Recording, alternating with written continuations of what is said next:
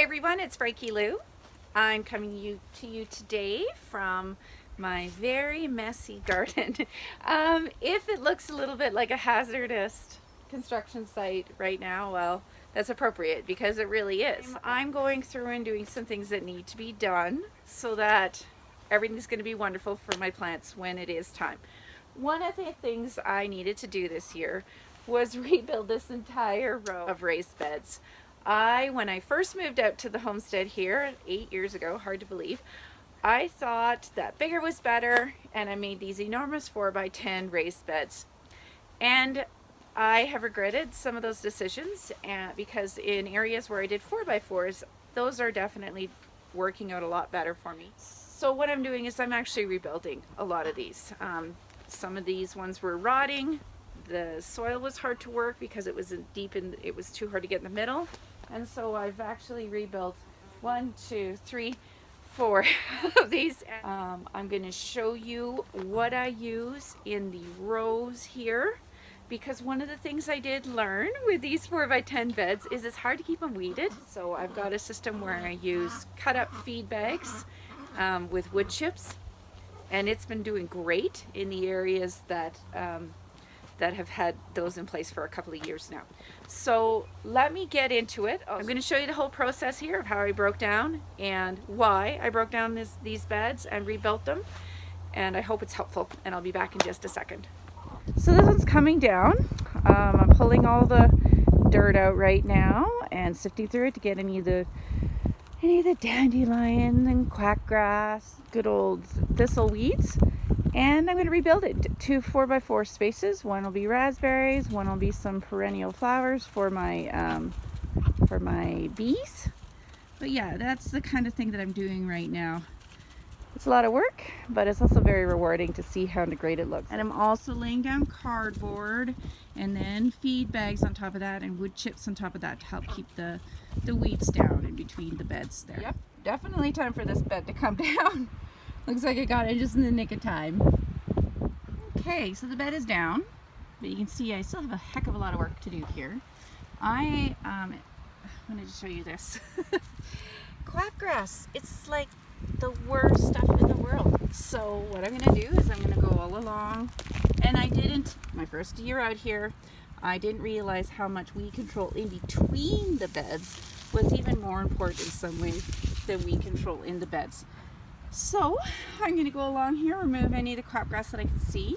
I'm going to go with a sod cutter and cut all the grass off for a good few inches around each bed. I'm going to lay that cardboard you see there down all over everything, okay? Both the edges and the bed itself to help keep the weeds that are invariably in this down. Normally, if this is a vegetable garden, going to be vegetables, I would also put hardware cloth down for protection from the rodents. And then I'm going to put more of the feed cloth down and over here in this area, and also some on where the walkway is, and then some more wood chips. And that's going to make it so that the ducks can get in there underneath the feed cloth to get rid of any slugs that show up. And it'll also keep the weed control down at the edges, which, as you can see, this really is a good way to demo how much the grass on the edge gets into your garden if you don't do anything to keep the edges clear, which didn't happen here, obviously, when I first started. All right, there are those who've questioned my use of feed bags, but because of breaking them. So, yes, I know I am going to have to replace these. But this is 2 years, and it's still in good shape. I probably will get another season out of it, and I'll have to replace them. I'll have to, but if I get them on time, as you can see, they're still quite liftable. I will be able to replace those. I don't have to pay anything for them because it's already something that I'm getting at the homestead here as a feed bag. So I would rather not waste them I'll throw them away when they start to fall apart. That's kind of the way we work here. It's the way we work with rebuilding a bed too. We replace it when it starts to fall apart and it's not fixable anymore. But as you can see, this still has probably got a whole seasons of life left to it. And in the meantime, it's really doing a better job than the fabric I used to buy. That always usually was letting weeds through in the first year. So I like them, and it's reusing something that would otherwise be thrown away immediately.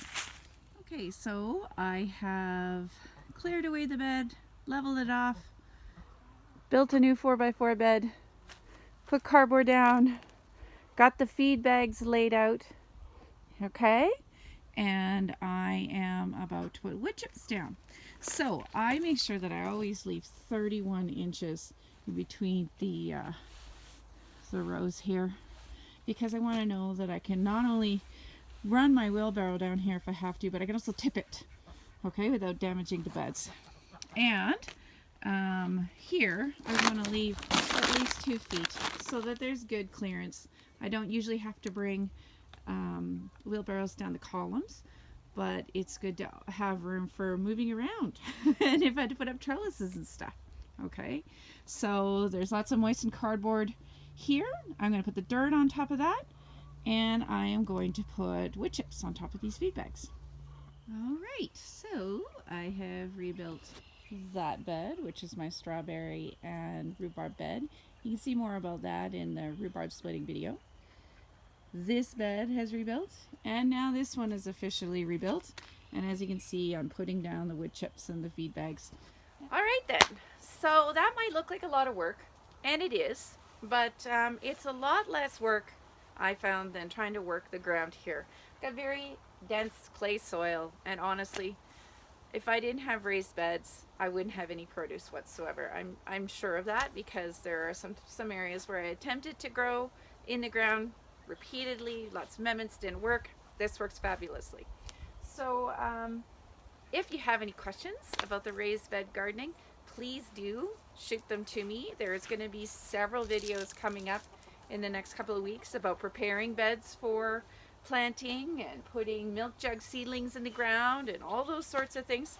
I've been having to build a lot of beds also because I have about 100, actually more than 100 milk jugs that are will be ready to go into the ground in the next few weeks. So it's a good thing I've been redoing these beds here. One thing I do want to reiterate, if I didn't make it clear enough in the video, is make sure I know you're going to want to maximize the use of your space, and you'll be tempted to put things as close together as possible.